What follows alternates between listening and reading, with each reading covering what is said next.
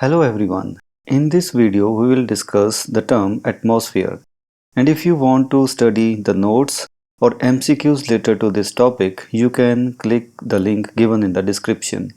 And we are also going to start our offline and online classes shortly, so stay tuned. Now let us start the term atmosphere. The concept of atmosphere within literature encapsulates the emotional tone that pervades a specific section or the entirety of a literary work. This emotional backdrop cultivates a set of reader expectations concerning the unfolding events, often steering towards feelings of trepidation, dread, or impending catastrophe.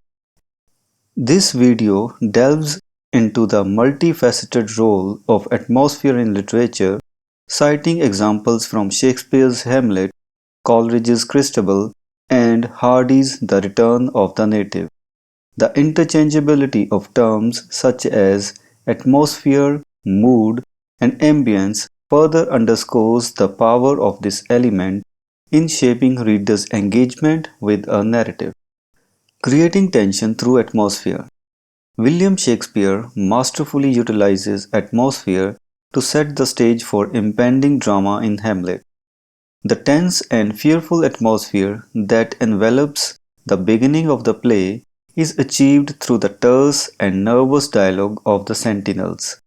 As they anticipate the potential reappearance of the ghost, the air is laden with anticipation, foreshadowing the emotional turmoil and tumultuous events to come.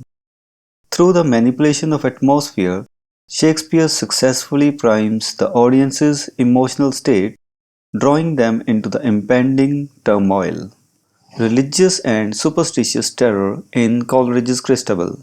Samuel Taylor Coleridge employs atmosphere as a tool to conjure religious and superstitious terror in his narrative poem Christabel. The initial scene unfolds against a backdrop of unease, emphasizing an eerie ambience.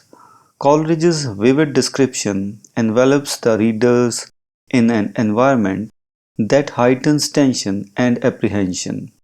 By leveraging atmosphere to intertwine elements of terror and mysticism, Coleridge intensifies the emotional experience of the poem, pulling readers into a realm of visceral emotion and anticipation. Egdon Heath, a brooding presence in Hardy's The Return of the Native.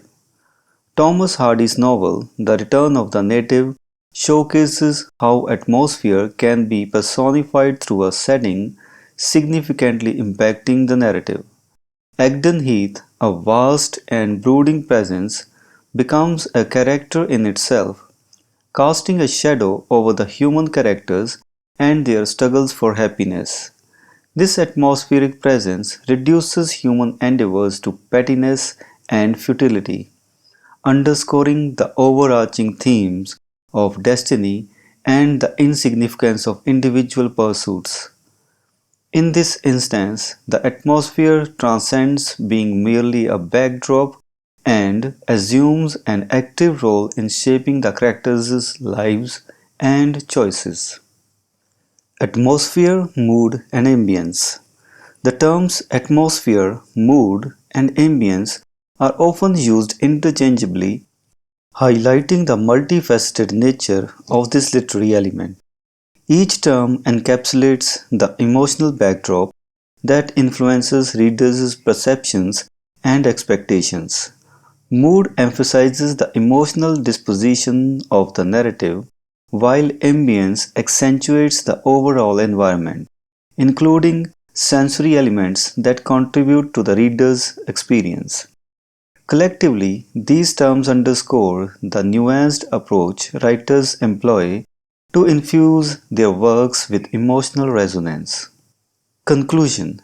In conclusion, atmosphere plays a pivotal role in literature by infusing narratives with emotional resonance, shaping readers' expectations, and enhancing engagement.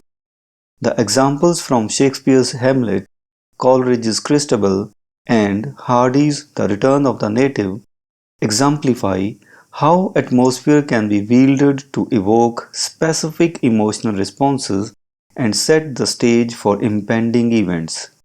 By delving into the interchangeable usage of terms like mood and ambience, we gain insight into complexity of literary craftsmanship.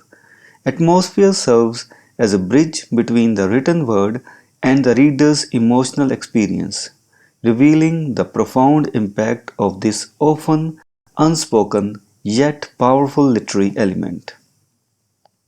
So, this was the discussion on the literary term atmosphere.